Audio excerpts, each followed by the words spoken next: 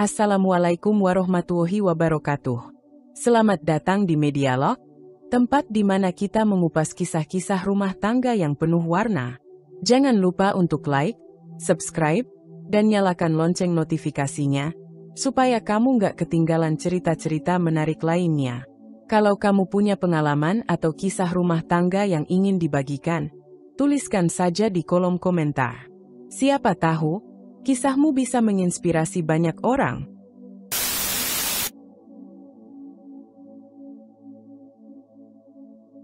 Anya adalah sosok perempuan yang tidak pernah suka menonjolkan diri.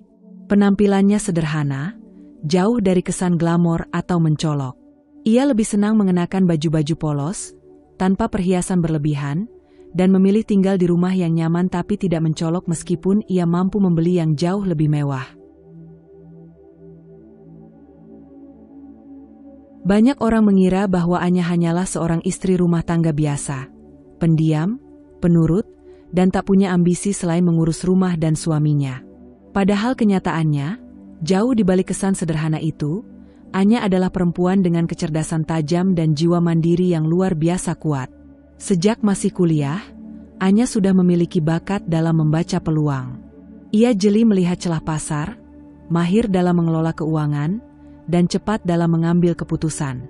Dengan modal kecil yang ia kumpulkan dari hasil kerja paruh waktu, Anya mulai membangun bisnis kecil-kecilan dari kamar kosnya. Ia mengelola semuanya sendiri, mulai dari produksi, pemasaran, hingga distribusi. Lambat laun, usahanya berkembang, dan saat menikah dengan Bram, bisnis itu telah menjelma menjadi jaringan usaha besar yang bergerak di bidang distribusi barang kebutuhan pokok. Namun, tidak ada yang tahu siapa pemilik sesungguhnya dari bisnis itu. Seluruh aset dan legalitas bisnis tersebut memang tercatat atas nama Bram, sang suami. Bukan karena Anya percaya buta atau naif, melainkan karena ia ingin menjaga keharmonisan rumah tangga dan menghindari konflik dengan pihak keluarga Bram yang terkenal sensitif dan penuh prasangka. Anya memilih diam. Ia tetap menjalankan peran sebagai istri yang penuh perhatian dan pengertian, sementara di balik layar, dialah otak dari seluruh operasi bisnis besar yang menghidupi banyak keluarga itu. Awalnya, kehidupan rumah tangga mereka tampak sempurna. Bram adalah sosok pria yang lembut, perhatian, dan mendukung istrinya. Ia terlihat sangat mencintai Anya, membanggakan kesederhanaannya, dan sering berkata bahwa kesuksesan bukan hal yang utama. Yang penting adalah keluarga yang utuh dan bahagia. Anya merasa bersyukur memiliki pasangan seperti Bram. Ia pikir, dirinya telah menemukan seseorang yang benar-benar bisa menerima dirinya apa adanya. Namun, seiring waktu, segalanya mulai berubah. Perlahan tapi pasti, Bram menjadi pribadi yang berbeda. Perubahan itu tidak datang tiba-tiba, melainkan menyusup pelan-pelan seperti kabut tipis yang merayap masuk ke dalam celah-celah rumah tangga mereka. Awalnya hanya komentar-komentar kecil dari ibu mertuanya, yang tak pernah benar-benar menyukai Anya. Menurutnya, Anya terlalu pendiam, terlalu tertutup, dan tidak cukup membanggakan sebagai menantu. Ia membandingkan Anya dengan perempuan-perempuan lain yang tampil glamor, pandai bersosialisasi, dan selalu terlihat menawan di depan umum. Lama-kelamaan, Bram mulai terpengaruh. Ia yang dulu membanggakan kesederhanaan Anya, mulai menuntut perubahan. Ia meminta Anya berdandan lebih sering, bersosialisasi dengan lingkaran sosial keluarganya, dan menunjukkan bahwa dirinya layak sebagai istri pengusaha sukses. Ia mulai mempertanyakan keputusan-keputusan Anya, bahkan ikut campur dalam urusan bisnis yang sebenarnya tidak pernah ia pahami secara mendalam. Anya tidak langsung melawan. Ia masih mencoba bersabar, mencoba memahami bahwa mungkin Bram sedang bingung, sedang dihadapkan pada tekanan dari keluarganya. Tapi di dalam hatinya, ia mulai menyimpan luka. Ia merasa bahwa semua kerja keras dan pengorbanannya tidak lagi dihargai. Ia mulai merasa seperti tamu di rumah sendiri, disepelekan, diragukan, bahkan diperlakukan seperti tak punya peran. Namun Anya bukan perempuan yang mudah runtuh. Ia tidak melawan dengan kemarahan, tidak membalas dengan kata-kata tajam. Ia memilih diam, tapi tidak berarti ia menyerah. Ia menyusun strategi, menyembunyikan rencana, dan perlahan mulai mengalihkan sebagian aset ke rekening-rekening cadangan yang tidak diketahui siapapun. Ia mencatat segala bukti peran dan kontribusinya dalam bisnis itu, diam-diam, rapi, tanpa suara. Karena di balik wajah tenangnya, Anya tahu satu hal pasti, badai akan datang. Dan ketika itu terjadi, ia harus siap berdiri, bukan hanya untuk dirinya sendiri, tetapi juga untuk seluruh kerja keras yang telah ia bangun selama ini. Sejak awal, Bu Reni tak pernah benar-benar merestui pernikahan Bram dengan Anya. Meskipun ia tak pernah mengucapkannya secara langsung di depan putranya, sikap dinginnya terhadap Anya sudah cukup jelas. Di matanya, Anya terlalu sederhana, tidak terlihat istimewa, tidak memiliki latar belakang keluarga yang jelas atau dikenal. Bagi Bu Reni, semua itu penting. Ia datang dari keluarga terpandang, dan ia menginginkan menantu yang bisa dibanggakan dalam setiap acara keluarga besar, dalam lingkaran arisan elit, dan tentu saja di media sosial. Anya itu siapa sih sebenarnya? Tanya Bu Reni pada suaminya suatu malam. Suaranya lirih namun tajam, penuh curiga. Ya sudah istri Bram, jawab Pak Heru, suaminya, sambil tetap fokus pada koran yang dibacanya. Maksudku, latar belakangnya. Dia bukan anak pejabat, bukan anak pengusaha, bukan dari keluarga ningrat. Pokoknya nggak jelas. Bisa-bisa cuma numpang hidup ke Bram. Pak Heru hanya mendengus, sudah tahu benar watak istrinya yang suka menilai orang dari status sosial. Tapi Bu Reni tak berhenti sampai di situ. Dalam hati, ia merasa Bram telah melakukan kesalahan besar dengan menikahi perempuan seperti Anya. Ia yakin, perempuan yang terlalu kalem, terlalu sederhana, dan terlalu diam-diam, itu pasti menyimpan sesuatu. Dan dugaan itu makin menguat saat ia mulai melihat kenyataan hidup Bram dan Anya. Pasangan muda itu tinggal di rumah modern 2 lantai dengan interior minimalis, tapi sangat elegan. Mobil-mobil mewah terparkir rapi di garasi. Semua terlihat serba teratur, serba baru, dan mahal. Tapi yang paling membuat Bu Reni heran adalah kenyataan bahwa semua kemewahan itu tidak terlihat berasal dari Bram. Ia mengenal anaknya. Bram memang bekerja, tapi tidak sampai pada titik yang bisa menjelaskan semua fasilitas itu. Bahkan, Bram sendiri tidak terlalu mengerti urusan bisnisnya. Ia lebih sering mengikuti arahan dan tidak pernah terlihat dominan dalam mengambil keputusan keuangan. Dan disinilah benih kecemburuan mulai tumbuh di hati Bu Reni. Awalnya hanya rasa ingin tahu, tapi perlahan berubah menjadi kecurigaan dan kemudian berkembang menjadi ambisi. Sebenarnya, uang-uang ini dari mana sih, Bram? Tanya Bu Reni pada suatu sore saat ia datang berkunjung tanpa pemberitahuan. Anya, yang sedang menyajikan teh dan kue, menoleh sejenak, lalu tersenyum.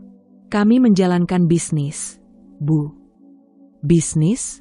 Bisnis apa? Suara Bu Reni terdengar lebih seperti interogasi daripada pertanyaan biasa. Ibu kan belum pernah dengar Bram cerita soal usaha besar. Dulu katanya masih kerja sama teman-temannya. Anya tidak langsung menjawab. Ia tahu arah pertanyaan itu. Ia bisa merasakan sorot mata Bu Reni yang sedang meneliti setiap gerak-geriknya. Tapi ia tetap tenang. Memang usaha ini kami bangun pelan-pelan, Bu. Awalnya kecil, sekarang alhamdulillah sudah berkembang. Jawabnya kalem. Kalian? Maksudnya kamu dan Bram? Bu Reni menyipitkan mata. Anya mengangguk. Iya, kami. Jawaban itu membuat Bu Reni semakin penasaran. Tapi di balik rasa penasarannya, mulai muncul satu hasrat baru, menguasai. Ia mulai membayangkan, jika benar semua kekayaan itu atas nama Bram, maka pada dasarnya, harta itu bisa ia kendalikan. Anya tidak punya keluarga kuat sebagai pelindung. Tidak ada orang tua berpengaruh yang bisa membela. Dan itu artinya, Anya mudah untuk ditekan bila diperlukan. Sejak hari itu, kunjungan Bu Reni ke rumah Bram dan Anya menjadi lebih sering. Tapi bukan untuk menjalin hubungan baik. Ia datang dengan niat menyelidik, mencatat, dan menakar sejauh mana pengaruh Anya dalam rumah itu. Ia memperhatikan bagaimana para asisten rumah tangga menghormati Anya, bagaimana supir pribadi menunggu perintah darinya, bahkan bagaimana Anya tampaknya memiliki kendali penuh atas semua pembayaran dan logistik rumah tangga. Semakin ia perhatikan, semakin jelas bahwa kendali ada di tangan Anya, bukan Bram. Ini semua terlalu rapi untuk kerja seorang istri biasa, gumamnya pada diri sendiri, diam-diam di dalam kamar tamu. Perempuan ini pasti punya simpanan rahasia, dan aku harus tahu di mana letaknya. Tanpa disadari, niat Bu Reni bukan lagi sekadar menolak Anya sebagai menantu, tapi ingin mengambil alih seluruh kehidupan mereka. Ia mulai mengatur rencana, menyusupkan saran-saran kecil pada Bram, yang sayangnya, makin hari makin mudah terpengaruh oleh ibunya.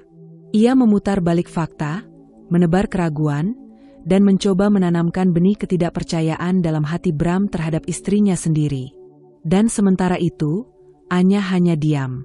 Ia melihat semuanya, merasakan semuanya. Tapi ia tahu, setiap langkah harus dipikirkan dengan hati-hati. Karena kali ini, bukan hanya rumah tangganya yang dipertaruhkan, tapi juga seluruh warisan kerja keras yang ia bangun sejak nol. Bu Reni tidak pernah merasa puas hanya dengan mengamati. Ia adalah tipe perempuan yang tidak bisa tenang jika belum menggenggam kendali penuh. Sejak awal, ia sudah merasa keberatan dengan kehadiran Anya, perempuan yang menurutnya tidak berasal dari darah biru, yang tidak bisa dipamerkan dalam lingkaran sosialnya yang penuh gengsi. Tapi sekarang, perasaan tidak suka itu tumbuh menjadi rasa iri yang membakar. Hari demi hari, Bu Reni memperhatikan rumah dan kehidupan Anya dari balik senyumnya yang palsu. Rumah megah dengan sentuhan arsitektur modern, interior bernuansa hangat namun mahal, mobil baru yang setiap bulan berganti, semuanya membuatnya semakin tidak tenang. Ia tahu betul siapa anaknya, Bram. Lelaki itu, meski berpendidikan dan punya pekerjaan tetap, bukanlah tipe yang ambisius.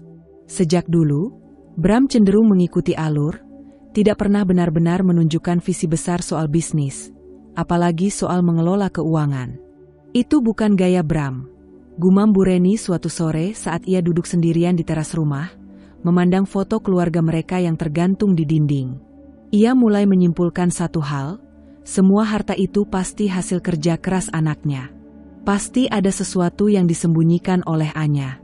Ia yakin, Anya telah mengelabui Bram dan menciptakan narasi seolah semua usaha dan kekayaan mereka adalah hasil kerjasama.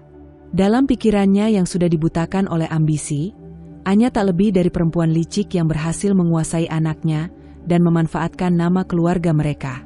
Perempuan itu pasti menumpang hidup. Gumamnya kesal, jari-jarinya mengetuk-ngetuk meja kecil di hadapannya. Dan disitulah, rencana jahat mulai terbentuk dalam benaknya.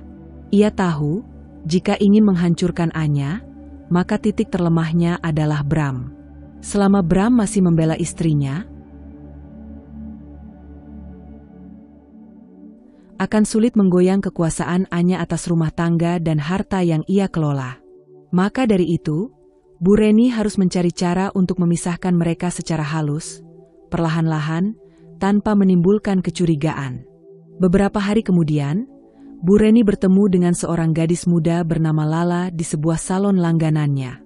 Lala adalah tipikal perempuan yang menyukai kemewahan, rambut selalu tertata, kuku dipoles, dan selalu tampil menawan. Ia cerewet, namun mudah diarahkan, dan yang paling penting, ia sedang mencari pekerjaan. Kerja apapun, Bu, ujar Lala saat mereka mengobrol ringan. Yang penting halal dan bisa tetap tampil cantik. Itu adalah celah yang langsung ditangkap Bu Reni. Ia tersenyum manis, lalu menyentuh tangan Lala lembut. Kalau begitu, ibu punya tawaran menarik untuk kamu. Lala menatapnya penuh penasaran. Tawaran apa, Bu? Pekerjaan yang mudah dan sangat menguntungkan. Kamu hanya perlu menjadi dekat dengan seorang pria, membuatnya nyaman, dan lama-lama, siapa tahu kamu bisa jadi bagian dari hidupnya. Lala mengernyit bingung. Maksud ibu? Anakku, Bram. Dia lelaki baik, mapan, dan, sejujurnya, sedang tidak bahagia dalam pernikahannya, ujar Bu Reni, menyisipkan nada iba yang dibuat-buat. Ibu yakin, dia butuh perempuan yang bisa membuatnya tertawa lagi. Perempuan seperti kamu. Lala terdiam sejenak. Dalam pikirannya, pekerjaan itu terdengar absurd, tapi juga penuh peluang. Jika benar pria itu kaya dan punya segalanya, kenapa tidak? Lagi pula, ia sudah sering mendengar kisah semacam ini, dan tahu persis bagaimana cara memainkan peran. Apa saya perlu menggoda? Tanya Lala, setengah bercanda. Bu Reni tersenyum simpul. Kamu hanya perlu jadi diri kamu sendiri. Tampil cantik, menarik, dan tahu bagaimana membuat seorang lelaki merasa spesial. Sisanya, biarkan waktu yang bekerja. Beberapa hari kemudian, Bu Reni mulai memperkenalkan Lala pada Bram dengan alasan sederhana, teman ibu yang lagi butuh bimbingan bisnis. Bram, yang saat itu sedang merasa sedikit tertekan oleh dinamika rumah tangganya dengan Anya, tidak langsung menolak. Lala hadir dengan cara yang halus. Ia tidak menggoda secara terang-terangan, tapi cukup cerdas untuk membaca suasana hati.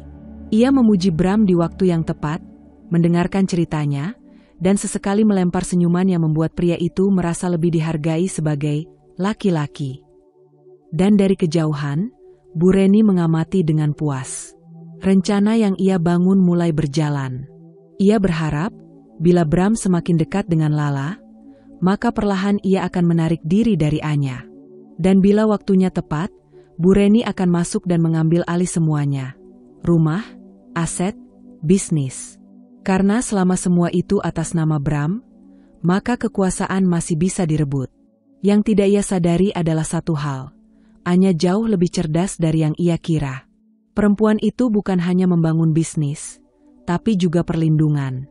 Dan diam-diam, ia telah mencium aroma pengkhianatan yang mengintai dari balik senyuman ibu mertua yang manis tapi mematikan. Lala tahu betul siapa dirinya. Ia bukan gadis polos yang mudah dibodohi oleh janji-janji kosong. Ia cerdas dalam satu hal, menggoda. Dan Bu Reni memberinya panggung yang sempurna untuk menunjukkan keahliannya. Seorang pria mapan yang mulai retak rumah tangganya, dan seorang ibu mertua yang siap menjadi sponsor atas segala kebutuhannya. Kombinasi sempurna untuk menaklukkan dunia kecil yang penuh kemewahan. Saat pertama kali bertemu Bram secara resmi dalam jamuan kecil yang diatur oleh Bu Reni, Lala datang dengan gaun satin berwarna merah anggur, lipstik senada, dan wangi parfum mahal yang mengepul lembut di setiap geraknya. Ia tertawa renyah, menyentuh lengan Bram setiap kali berbicara, dan menatapnya dengan cara yang membuat siapapun merasa sedang diperhatikan sepenuh hati. Mas Bram ini pasti banyak banget penggemarnya ya dulu waktu kuliah, katanya suatu sore sambil menyisipkan teh di kafe hotel bintang 5, tempat Bu Reni, kebetulan, mengatur pertemuan bisnis antara mereka. Bram tersenyum, lalu tertawa kecil. Sudah lama rasanya tidak ada perempuan yang memujinya seperti itu. Lala melanjutkan, iya sih. Kalau aku jadi teman sekelas Mas Bram, pasti tiap hari duduk sebelahan.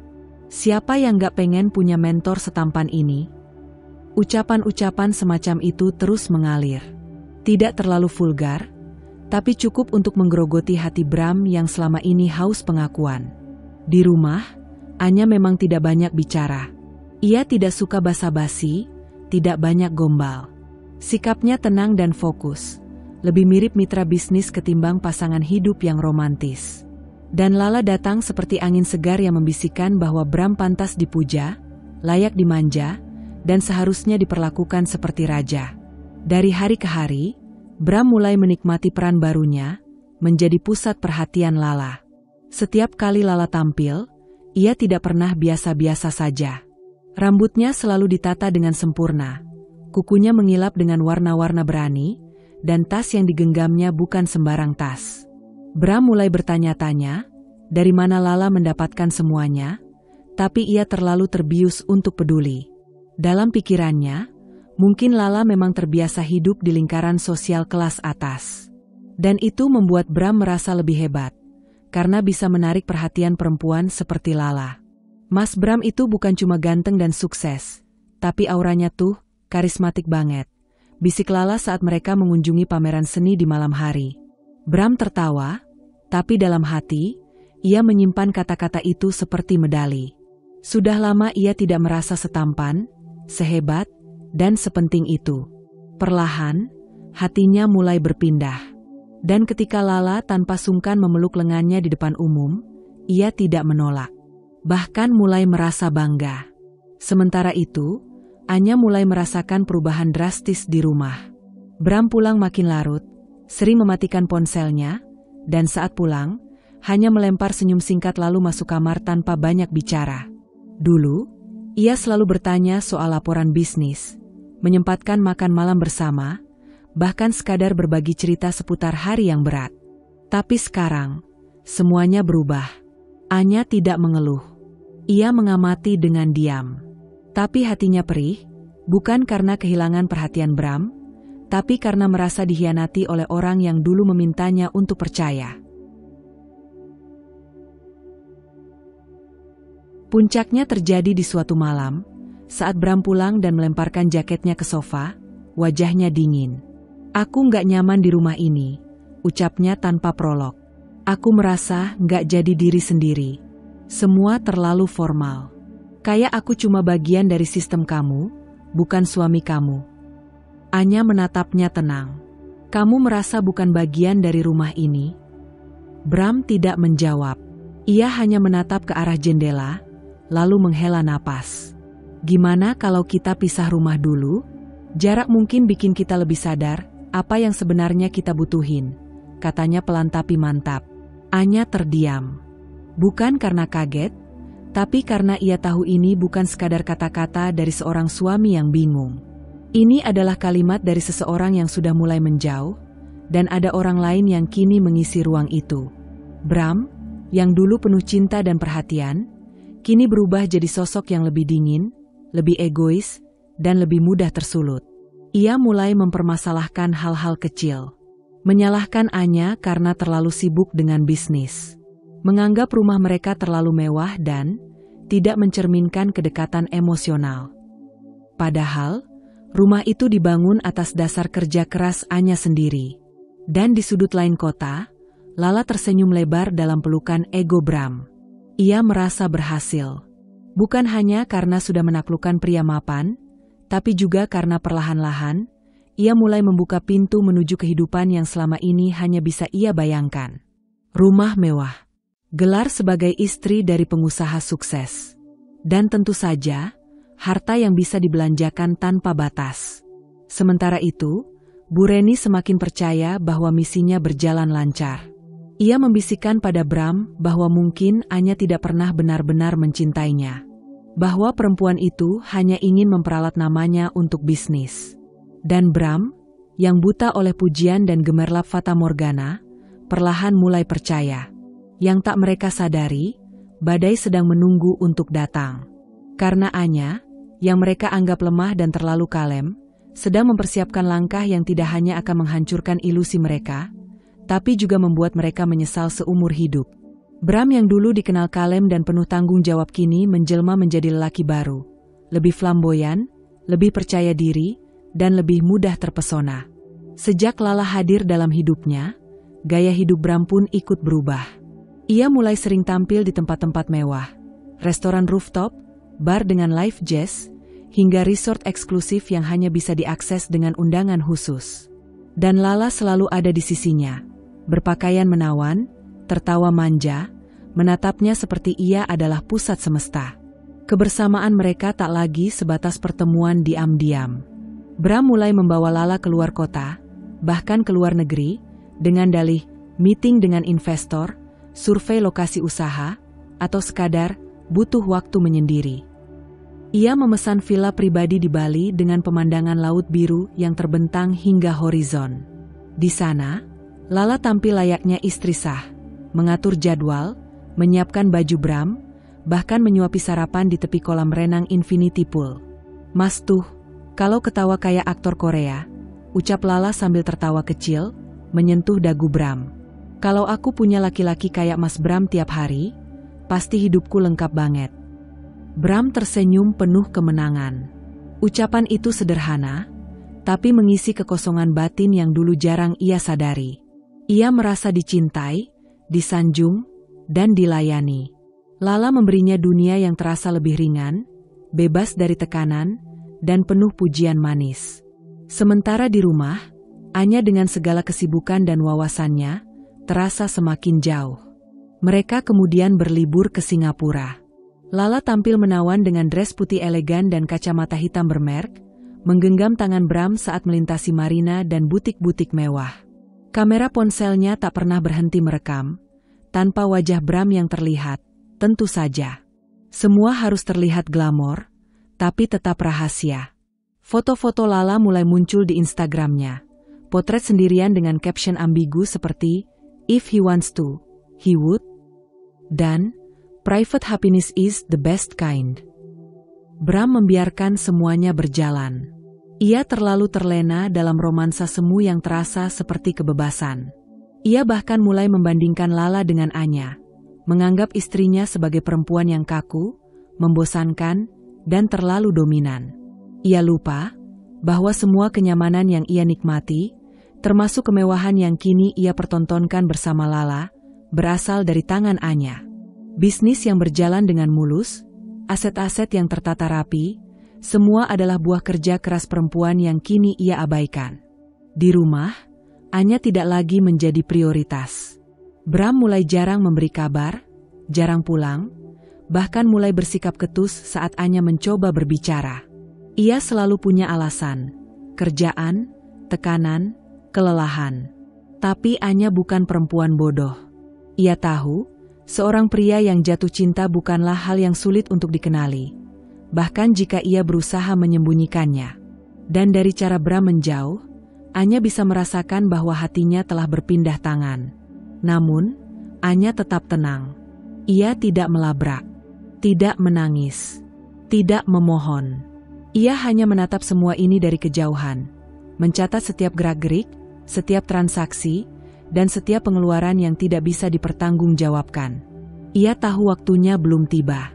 Tapi ketika saatnya datang, ia tidak akan menyentuh mereka dengan amarah, melainkan dengan kehancuran yang terukur.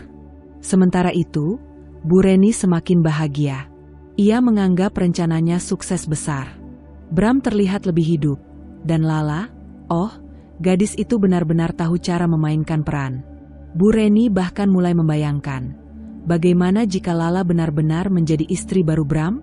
Ia sudah membayangkan pesta pernikahan yang megah, dan bagaimana ia bisa menjadi ratu di rumah tangga anaknya, tanpa Anya, tanpa sikap dingin dan bijak yang selalu membuatnya merasa rendah.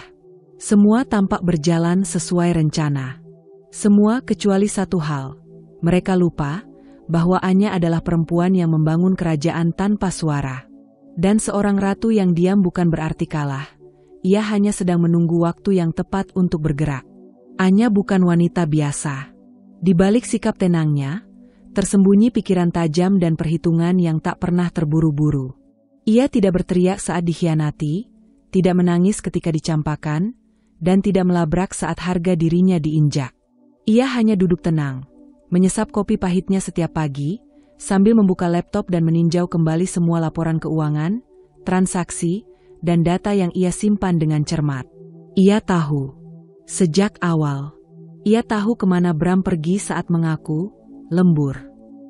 Ia tahu siapa Lala, dari mana asalnya, bahkan siapa yang memperkenalkannya pada Bram.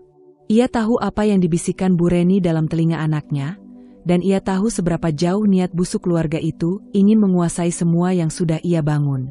Tapi Anya membiarkan semuanya mengalir. Membiarkan mereka merasa menang. Karena bagi seorang Anya, kemenangan bukan didapat dengan pertengkaran, melainkan dengan menjatuhkan lawan dari tempat yang paling tinggi. Setiap laporan mutasi rekening diamatinya.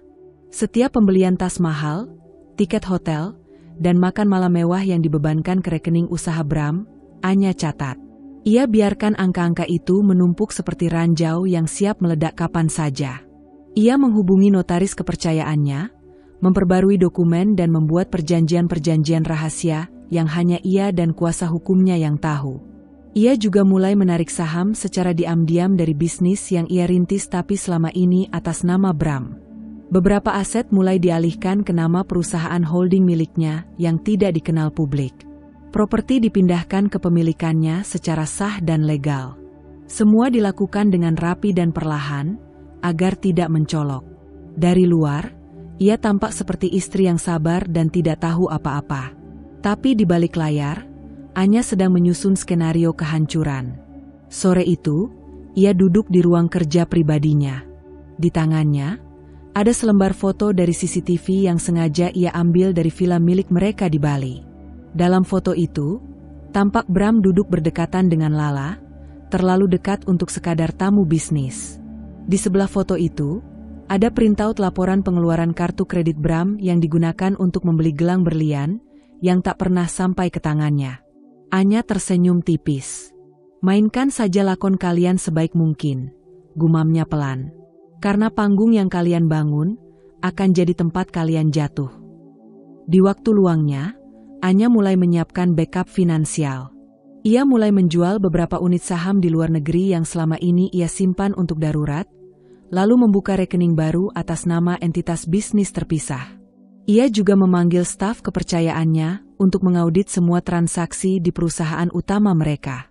Tapi ia berpesan, tidak ada yang boleh tahu. Tidak suaminya, tidak mertuanya, dan tentu saja, tidak si perempuan penggoda yang kini duduk di meja makan rumahnya sambil bersikap manis seolah tak terjadi apa-apa. Ia juga mulai menelusuri riwayat komunikasi Bu Reni dan Lala. Dengan bantuan temannya yang bekerja di bidang forensik digital, Anya mendapatkan banyak hal menarik, termasuk rekaman pesan suara berisi obrolan penuh siasat antara Bu Reni dan Lala tentang cara menyingkirkannya secara perlahan. Setiap data disimpan, setiap bukti dikumpulkan. Anya tahu, ini bukan hanya tentang harga diri yang diinjak. Ini tentang usaha bertahun-tahun yang ingin dirampas seenaknya. Ini tentang seorang perempuan yang dianggap tak berdaya, hanya karena ia memilih diam. Tapi waktu akan berbicara. Dan pada waktunya, diam Anya akan berubah menjadi badai. Dan ketika badai itu datang, tidak akan ada tempat untuk bersembunyi. Ruang tamu yang biasanya tenang dan sejuk ini terasa seperti ruang interogasi. Udara menggantung, tegang, penuh bisikan tak terdengar dan tatapan penuh bara. Bram duduk di seberang Anya dengan wajah penuh ketegasan. Atau lebih tepatnya, keberanian semu yang baru ia temukan setelah merasa punya pegangan. Di sampingnya, duduk Bu Reni dengan senyum licik tersembunyi di balik ekspresi keibuan. Di tangan Bram, ada selembar map coklat berisi berkas gugatan cerai. "Maaf, Anya," ucap Bram, suara dingin dan mantap. "Aku rasa, kita sudah tidak cocok lagi. Aku ingin kita berpisah secara baik-baik." Anya hanya menatapnya. Tak ada reaksi berlebihan. Tak ada air mata. Hanya sepasang mata tenang yang menguliti wajah suaminya, sampai ke kedalaman hatinya yang mulai keropos. "Kamu pasti tahu ini akan terjadi," lanjut Bram, seolah ingin terdengar berwibawa. "Dan aku tidak akan jahat. Harta kita akan aku bagi dua. Sisanya, aku akan urus bersama Lala." Kalimat itu meluncur tanpa ragu. Jelas, terukur, dan memuakkan. Baginya, Lala kini bukan lagi sekadar teman dekat, tapi pasangan masa depan. Seorang wanita yang mengerti dirinya, yang tahu cara menyenangkan hatinya tanpa mengoreksi langkahnya. Ia begitu percaya diri, begitu yakin bahwa hidup barunya akan lebih gemerlap tanpa Anya. Bu Reni langsung menyambung, matanya berkilat. Sudah saatnya harta keluarga ini kembali ke tangan yang seharusnya. Selama ini kamu terlalu memanjakan Anya. Dia bukan siapa-siapa, Bram. Dari keluarga mana dia? Nggak jelas. Tapi gayanya seolah-olah dia yang punya semuanya. Nada bicaranya tinggi, penuh kemenangan, seperti singa betina yang akhirnya berhasil mengusir musuh dari wilayah kekuasaan. Ia sudah membayangkan semua. Rumah-rumah yang akan dikembalikan atas nama Bram, saham yang akan diambil alih, dan uang yang bisa digunakan untuk mengangkat nama keluarga mereka. Bahkan ia sudah menyiapkan pesta kecil setelah semuanya rampung. Namun, mereka tak sadar, Di balik ketenangan Anya, badai besar sudah menunggu waktunya datang. Anya menyilangkan kakinya dengan anggun, membuka map yang sudah ia siapkan. Di dalamnya, dokumen-dokumen legal, laporan aset, dan surat kuasa yang telah ditandatangani berbulan-bulan sebelumnya. "Bram," katanya pelan tapi tajam, "kamu benar. Kita tidak cocok lagi. Dan kalau kamu ingin bercerai, aku setuju. Tapi sebelum kita membicarakan pembagian harta, aku ingin kita sama-sama tahu mana yang memang harta bersama dan mana yang bukan." Bram dan Bu Reni terdiam. Tidak nyaman. Anya lalu menyodorkan dokumen-dokumen itu ke arah mereka. "Ini laporan legal tentang semua aset yang selama ini kamu nikmati. Rumah, kendaraan, villa, saham perusahaan. Semuanya terdaftar atas nama usaha yang aku bangun, bukan atas nama pribadi kita. Dan usaha itu tidak pernah tercatat sebagai harta Gonogini karena aku mendirikannya sebelum kita menikah." Ia menatap tajam ke arah Bram. "Kamu hanya aku beri kuasa pinjam nama agar bisa berperan sebagai direktur di mata publik. Tapi aku yang mendanai, membangun, menjalankan, dan mengontrol semuanya." Bu Reni menyambar dokumen itu, membacanya dengan napas memburu. Wajahnya mulai berubah. Pucat, marah, bingung. Ini pasti kamu rekayasa," hardiknya. Anya tersenyum dingin. "Silakan bawa ke pengadilan. Hakim yang akan menentukan. Tapi saya pastikan, kalau kalian memaksa menceraikan saya dengan cara kotor, saya akan buka semuanya di depan umum. Termasuk dana-dana pribadi yang Bram gunakan dari rekening perusahaan untuk membiayai Lala. Termasuk pajak yang tidak dilaporkan, dan, termasuk video CCTV dari villa pribadi yang kami miliki di Ubud." Bram memucat. Bu Reni menatap anaknya, panik. Anya berdiri, membereskan mapnya. "Kalian ingin main kotor? Silakan. Tapi jangan lupa, aku bukan perempuan yang bisa kalian permainkan. Aku hanya diam karena menghargai apa yang pernah kita bangun. Tapi kalau kalian berniat menghancurkan aku, pastikan kalian siap ikut runtuh bersama." Tanpa menunggu jawaban, Anya berjalan pergi. Langkahnya tenang, tapi udara di ruangan itu tetap terasa terbakar. Bram duduk mematung, sementara Bu Reni gemetar menahan amarah dan ketakutan. Di benaknya, semua rencana yang sudah dibangun kini terasa seperti rumah kertas yang mulai terbakar dari ujung. Mereka pikir mereka sedang menang.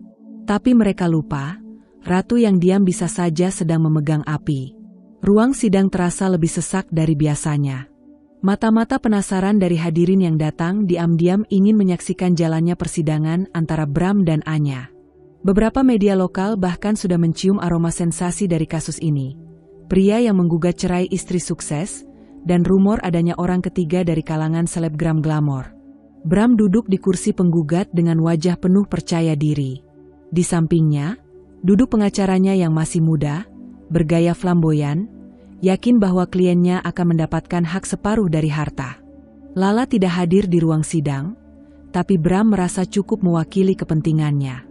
Di seberang ruangan, duduk Anya. Tenang, rapi. Wajahnya tak menunjukkan emosi, seperti biasa.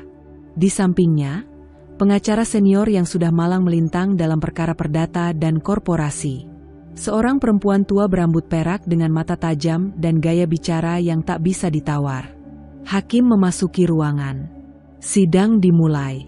Setelah pembukaan, giliran pengacara Bram memulai dengan daftar aset yang disebut sebagai harta bersama dan permintaan pembagian setengah bagian untuk Bram. "Kami menuntut hak atas 1 rumah utama di Menteng, 1 villa di Ubud, 2 mobil mewah, dan saham atas perusahaan PT Berkah Jaya Bersama, serta rekening bersama yang selama ini dipakai untuk keperluan rumah tangga," ujar sang pengacara dengan lantang. "Kami memiliki bukti bahwa penggugat, Tuan Bram, turut serta dalam pengelolaan dan pengembangan bisnis tersebut." Semua terdengar meyakinkan. Bram tersenyum tipis. Ia membayangkan setengah dari semuanya akan segera menjadi miliknya secara sah, dan bisa ia bagi dengan Lala. Ia bahkan sudah sempat menyurati agen properti untuk menjual villa Ubud secepatnya setelah sidang selesai. Namun suasana berubah saat pengacara Anya berdiri. Langkahnya pelan, nadanya tenang, tapi setiap kata terasa seperti palu godam. "Yang mulia," katanya sambil membuka berkas. "Kami menghargai tuntutan pihak penggugat. Namun, izinkan kami membongkar dengan fakta-fakta hukum yang tidak bisa dibantah." Ia menunjuk satu persatu dokumen yang dibagikan ke hakim dan lawan. Pertama, rumah di Menteng dibeli atas nama pribadi klien kami, Anya, menggunakan dana yang berasal dari hasil penjualan bisnis kosmetik miliknya yang berdiri jauh sebelum pernikahan. Tidak ada kontribusi finansial dari penggugat. Ini bukti pembelian dan transfer dana. Villa di Ubud dibeli atas nama perusahaan milik Anya, yang sepenuhnya didanai olehnya sendiri. Nama penggugat tercantum hanya sebagai perwakilan legal, bukan pemilik. Kami memiliki akta perusahaan dan bukti transfer modal awal. Mobil-mobil mewah, semua cicilan dibayar dari rekening bisnis Anya, dan atas nama Anya. Penggugat hanya menggunakan, tidak memiliki. Bram mulai resah. Keringat muncul di pelipisnya. Dan mengenai saham perusahaan PT Berkah Jaya Bersama, akta pendirian menyatakan bahwa saham 100% dipegang oleh Anya. Penggugat tidak memiliki 1% pun. Tidak pernah menjadi pemegang saham. Tidak pernah menyetor modal. Bahkan, kami punya bukti bahwa penggugat selama ini justru menarik dana pribadi perusahaan untuk keperluan pribadi, termasuk perjalanan keluar kota bersama wanita lain. Ruang sidang mendadak senyap. Berikut kami lampirkan bukti mutasi rekening, tiket pesawat, reservasi hotel, dan tagihan kartu kredit atas nama penggugat. Semuanya berasal dari rekening perusahaan. Wajah Bram kini pucat sepucat-pucatnya. Ia melirik ke arah ibunya yang duduk di bangku belakang. Bu Reni tampak gelisah, mulutnya terbuka ingin membantah tapi tak ada yang bisa ia katakan. Hakim mengetuk palu. Cukup. Berdasarkan bukti-bukti yang diajukan, pengadilan menyimpulkan bahwa tidak ada harta bersama yang dapat dibagi sebagaimana tuntutan penggugat. Semua harta yang disebutkan secara hukum sah dimiliki oleh tergugat, Anya. Suara palu sidang menggema, mengiris harga diri Bram. Hening menggantung. Bram bangkit, emosinya meledak. Ini nggak adil. Semua itu juga hasil kerja saya. Saya yang mewakili perusahaan. Saya yang dikenal orang sebagai suaminya. Anya berdiri, menatapnya dengan pandangan dingin. Untuk pertama kalinya ia bicara langsung dalam sidang. Kau dikenal sebagai suami Anya, itu benar. Tapi kau hanya bayangan dalam bisnis yang aku bangun sendiri. Dan sekarang, bayangan itu tidak diperlukan lagi. Bram terdiam, amarahnya tak mampu menutupi rasa malu. Ia baru menyadari, semua ini adalah permainan yang terlalu besar untuk egonya yang kecil. Bu Reni berdiri, mendekati Anya dengan wajah terbakar. Kamu perempuan licik. Kamu peras anak saya hidup-hidup. Anya menoleh, senyum tipis terukir di bibirnya. Bu, saya tidak pernah minta apa-apa dari anak ibu. Justru saya yang selama ini memberi. Tapi keserakahan selalu membuat orang buta. Dan sekarang, kalian bisa membuka mata. Anya lalu melangkah keluar dari ruang sidang. Tegap, kuat, dan menang. Bram terduduk. Bu Reni menahan tangis frustrasi. Tak ada lagi rencana. Tak ada lagi harta. Hanya rasa kalah yang membakar lambat-lambat. Di luar gedung, angin sore berhembus. Anya berjalan menuju mobilnya, mengenakan kacamata hitam dan menyapa sopirnya dengan tenang. Pulang, Bu? Anya mengangguk. Pulang. Masih banyak hal besar yang harus aku urus. Tanpa beban. Setelah sidang yang memalukan itu, Bram dan Bu Reni kembali ke rumah dengan langkah terseok-seok. Wajah mereka pucat, bibir mereka terkunci rapat, seolah kata-kata tak lagi mampu mengungkapkan kegetiran yang mereka rasakan. Mereka baru saja dihantam kenyataan yang tak pernah mereka bayangkan. Harta yang selama ini mereka anggap milik mereka, yang mereka anggap sebagai hasil jerih payah bersama, ternyata bukanlah milik mereka sama sekali. Bram melangkah masuk ke ruang tamu yang kini terasa hampa. Setiap sudut rumah itu terasa asing, seakan segala kemewahan yang melingkupi kehidupan mereka hanya sebuah ilusi semata. Mebel mahal, lukisan-lukisan indah, lampu kristal yang berkilau, semua itu kini terasa seperti jebakan. Jebakan yang dibangun oleh Anya, dan mereka sendiri yang terperangkap di dalamnya. Bram, suara Bu Reni terdengar goyah. Ia duduk di sofa, menyandarkan punggungnya, dan memegangi kepala. Kita benar-benar ditipu. Bram menatap ibunya, wajahnya kacau. Tak ada lagi rasa percaya diri yang biasa mengisi wajahnya. Ia merasa dirinya begitu kecil, begitu bodoh. Sejak sidang tadi, pikirannya berputar-putar, tidak bisa menerima kenyataan bahwa semuanya hilang begitu saja. Anya, gumamnya, mencoba mencari kepastian dalam ingatannya. Dia sudah merencanakan ini sejak awal, ya? Bu Reni mengangguk pelan, matanya kosong. Iya, Bram. Aku rasa kita terlalu meremehkan dia. Kita kira dia hanya istri biasa yang tak tahu apa-apa soal bisnis. Tapi ternyata dia jauh lebih cerdas dari yang kita kira. Bram meremas rambutnya, kebingungannya semakin dalam. Aku tidak tahu harus bagaimana lagi, Bu. Semua yang aku pikirkan, semua yang kuperjuangkan untuk kita, ternyata hanya mimpi. Apa yang harus kita lakukan sekarang? Di tengah kekalutan itu, tiba-tiba ponsel Bram berdering. Layar menampilkan nama yang sudah lama tidak ia lihat, Lala. Bram meraih ponselnya dengan tangan gemetar, dan langsung menjawabnya. Lala? Suaranya terdengar penuh harapan, meskipun di dalam hatinya ada ketakutan yang menggigit. Kenapa kamu tidak ada di sidang tadi? Kenapa kamu tidak menemani aku? Terdengar tawa pendek di ujung telepon, namun tawa itu kosong dan tidak bersahabat. Oh, Bram, aku sudah tahu semuanya sekarang. Aku tahu, kamu tidak punya apa-apa. Kamu benar-benar tidak punya apa-apa. Kata-kata itu mengiris hati Bram, seperti pisau tajam yang memotong kebohongan terakhir yang ia pegang. Lala, apa maksud kamu? Kamu kan sudah tahu kita bisa mulai hidup bersama, kita bisa. Bram terhenti, suara kebingungannya terdengar jelas. Apa yang kamu bicarakan? Tanya Lala dengan suara datar. Aku tidak tertarik lagi dengan kehidupanmu yang hancur. Aku hanya ingin hidup yang mewah, yang tidak akan aku dapatkan dari kamu. Semua yang kamu tawarkan, hanya mimpi buruk. Bram terdiam, mulutnya terasa kering. Lala, kamu tidak bisa begitu saja meninggalkan aku. Kita sudah banyak merencanakan semuanya. Tidak ada yang bisa kamu tawarkan lagi, Bram. Aku sudah mendapatkan apa yang aku inginkan, dan sekarang aku akan pergi.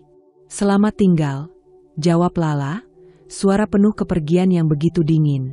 Ponsel itu terjatuh dari tangan Bram. Ia tidak bisa berkata apa-apa lagi. Hatinya tercabik, dan perasaan kesal, marah, serta malu bercampur jadi satu. Lala, yang dulu begitu manis dan penuh pesona, ternyata hanya mencari keuntungan. Tidak lebih. Semua janji manisnya hanyalah umpan untuk mendapatkan apa yang diinginkannya. Di seberang ruang tamu, Bu Reni berdiri dengan tubuh gemetar. Jadi, Lala sudah tahu, kalau dia pergi sekarang, kita benar-benar tidak punya apa-apa. Bram memegang kepalanya, seolah mencoba mencerna kenyataan yang begitu menyakitkan. Iya, Bu. Kita ditinggalkan oleh orang-orang yang kita percayai. Lala meninggalkan aku karena aku tidak punya apa-apa lagi. Dan Anya? Ia berhenti, menatap kosong ke depan, merasa hampa.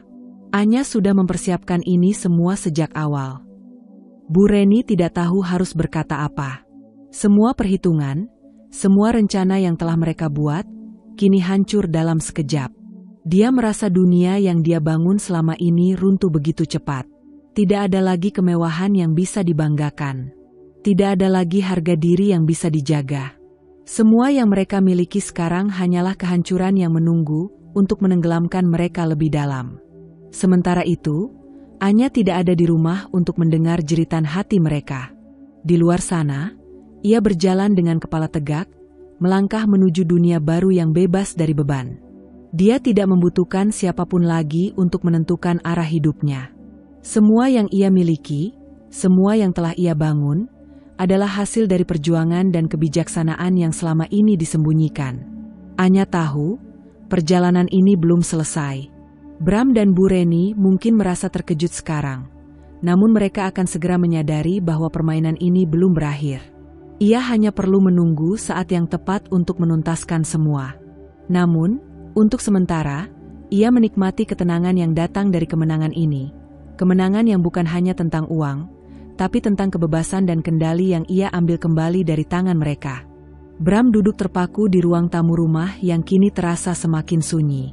Di luar jendela, hujan gerimis turun perlahan, menciptakan suasana yang sepi dan melankolis. Ia menatap ponselnya, seakan berharap ada pesan atau telepon dari Lala, atau bahkan dari ibunya, Bu Reni, yang mungkin bisa memberinya sedikit penghiburan. Namun, tak ada satupun yang masuk. Semua kontak yang selama ini terasa begitu penting baginya kini hampa. Setelah Lala pergi, Bram merasa terjebak dalam kesepian yang dalam. Ia merenung, mencoba memikirkan langkah apa yang harus diambil. Tetapi setiap kali pikirannya melayang ke Anya, hatinya terasa berat. Ia tahu, ia telah kehilangan segalanya. Anya. Nama itu berputar-putar di benaknya. Istrinya yang dulu ia anggap biasa saja, yang ia pandang remeh, ternyata jauh lebih bijaksana dan lebih kuat daripada yang ia kira. Semua yang dimilikinya, semua yang ia anggap miliknya, ternyata adalah milik Anya. Semua kekayaan yang mereka nikmati bersama, semua rumah, mobil, bahkan saham bisnis, adalah hasil kerja keras Anya. Tidak ada satupun dari itu yang pernah menjadi miliknya. Meskipun ia berusaha meyakinkan dirinya bahwa ia berhak atas semua itu. Setelah sidang perceraian, Bram tahu sudah terlambat untuk meminta maaf. Tetapi penyesalan itu terus menghantuinya. Ia teringat betapa selama ini ia terlalu dipengaruhi oleh ibunya, Bu Reni, dan terperangkap dalam permainan ambisi yang mengarah pada kehancuran ini. Hari itu, setelah berhari-hari merenung, Bram akhirnya memutuskan untuk pergi menemui Anya. Ia tahu, mungkin ini adalah satu-satunya kesempatan untuk mengungkapkan apa yang ada dalam hatinya, meskipun ia sadar bahwa Anya mungkin sudah tak lagi peduli padanya. Bram tiba di kediaman Anya, sebuah rumah mewah di kawasan elit yang kini terasa begitu jauh dari jangkauannya. Ia berdiri di depan pintu besar yang berlapis kaca, tak tahu harus mulai dari mana. Anya mungkin tak akan membukakan pintu untuknya. Namun, dengan segenap keberanian yang tersisa, ia menekan bel. Tak lama kemudian, seorang pelayan membuka pintu dan menatap Bram dengan ragu. "Bram," tanya pelayan itu, "apa yang Anda inginkan?" Bram menarik napas dalam-dalam, berusaha menenangkan dirinya. "Aku ingin bertemu dengan Anya. Tolong sampaikan padanya, aku ingin bicara." Pelayan itu mengangguk dan segera pergi. Tak lama kemudian, Anya muncul di depan pintu. Ia mengenakan gaun kasual yang elegan, rambutnya tergerai rapi, dan senyum tipis terukir di wajahnya. Wajahnya begitu tenang, tak sedikit pun menunjukkan kekhawatiran atau kebencian terhadap Bram. Ia tampak lebih dewasa, lebih kuat dari sebelumnya. "Bram," kata Anya dengan suara yang datar, namun tetap sopan. "Ada apa?" Bram menunduk, merasa tak berdaya. Ia menatapnya dengan mata penuh penyesalan.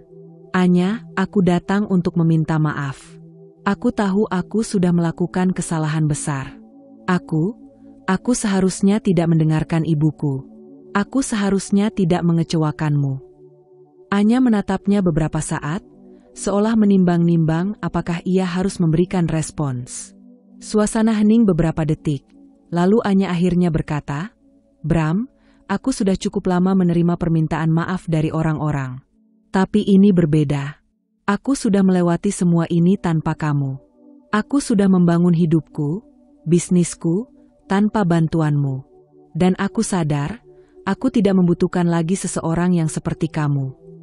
Bram menelan ludahnya, hatinya serasa hancur mendengar kata-kata itu. Ia ingin sekali mengatakan bahwa ia berubah, bahwa ia akan memperbaiki segalanya, tetapi ia tahu Anya sudah tidak ingin mendengarnya. Aku bukan orang yang pernah mengandalkan orang lain. Bram, lanjut Anya, suaranya tetap tenang, meskipun ada ketegasan yang jelas. Aku bisa hidup sendiri, aku sudah membuktikannya. Dan sekarang, aku merasa lebih bebas daripada sebelumnya. Kamu hanya bagian dari masa lalu yang sudah selesai. Bram merasa seperti disambar petir. Semua kata-kata Anya membuatnya terperangkap dalam rasa bersalah yang semakin dalam. Anya, aku benar-benar menyesal. Aku tahu aku sudah merusak semuanya. Tapi aku ingin mencoba untuk memperbaiki kesalahan ini. Aku ingin kita bisa kembali seperti dulu. Anya menatapnya tanpa ragu, senyum tipisnya tak berubah. Tidak, Bram. Kembali seperti dulu? Itu tidak mungkin. Kamu sudah membuat pilihanmu, dan aku sudah membuat pilihanku. Aku hidup dengan cara yang jauh lebih baik sekarang. Tanpa beban. Tanpa orang-orang yang hanya memikirkan diri mereka sendiri. Bram hanya bisa terdiam, matanya mulai berkaca-kaca. Ia tahu bahwa ini adalah titik akhir dari semuanya. Anya sudah jauh melangkah ke depan, dan ia hanya bisa menonton dari belakang. Terima kasih sudah datang, kata Anya, mengalihkan perhatian Bram dari lamunannya. Tapi aku rasa, kita sudah selesai. Aku harap kamu menemukan jalanmu sendiri. Kamu tidak perlu khawatir tentang aku. Aku baik-baik saja. Bram mengangguk pelan, merasakan berat di dadanya. Ia tidak tahu apa yang bisa ia katakan lagi. Anya sudah tidak membutuhkan permintaan maafnya. Semua sudah terlambat. Anya menutup pintu perlahan, meninggalkan Bram yang masih berdiri di luar, merasa kehilangan. Tanpa kata, tanpa pengharapan. Hanya ada penyesalan yang semakin mendalam. Di dalam rumah, Anya kembali duduk di ruang kerjanya, melihat hasil kerja kerasnya yang semakin berkembang. Bisnisnya semakin besar. Semua investasi yang ia jalani mulai membuahkan hasil. Ia tidak lagi tergantung pada siapapun. Tidak pada Bram, tidak pada Bu Reni, tidak pada siapapun. Anya sudah menemukan cara untuk hidup dengan kekuatannya sendiri, dan ia bertekad untuk terus maju tanpa melihat ke belakang. Waktu terus berjalan, dan dunia Bram dan Bu Reni berubah dengan cepat, meninggalkan mereka dalam reruntuhan yang lebih besar dari yang mereka bayangkan. Setelah perceraian itu, Anya tidak hanya mendapatkan kekayaannya yang sah, tetapi juga kebebasan yang selama ini ia idam-idamkan. Bisnis yang dikelolanya semakin berkembang pesat, sementara Bram dan Bu Reni terperangkap dalam kesulitan yang semakin menekan. Bram, yang dulunya begitu percaya diri dan sombong, kini berjalan sendirian. Semua yang dia miliki dulu, yang ia anggap sebagai haknya, hilang begitu saja. Ia tidak lagi memiliki harta yang melimpah, dan tidak ada Lala yang dulu memujanya.